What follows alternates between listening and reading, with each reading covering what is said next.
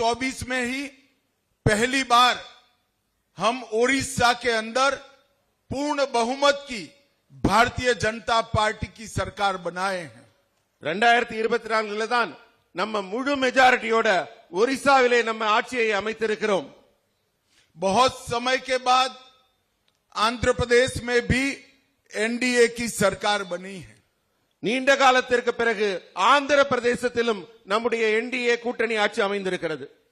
हरियाणा, मुंबई, महाराष्ट्र और दिल्ली, ये तीनों विजय की हैट्रिक ने देश की जनता का भरोसा भाजपा पर है वो साबित किया है।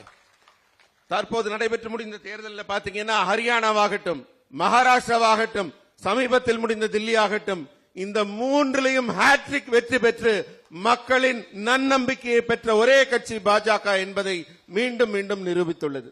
25 की शुरुआत दिल्ली के विजय से हुई है और 26 तमिलनाडु में एनडीए की सरकार के साथ समाप्त करेंगे। 25ஆம் ஆண்டின் தொடக்கம் தில்லி வெற்றியோடு தான் தொடங்குது। அதே போல 2026 தொடக்கம் தமிழகத்தில் एनडीए கூட்டணி ஆட்சி பாஜகவின் ஆட்சியுடன் தான் தொடங்க போகிறது। मैं तमिलनाडु भर के भारतीय जनता पार्टी के कार्यकर्ताओं का आह्वान करने आया हूं। समय आ गया है तमिलनाडु में डीएमके की ये देश विरोधी और भ्रष्टाचारी सरकार को समाप्त करने का।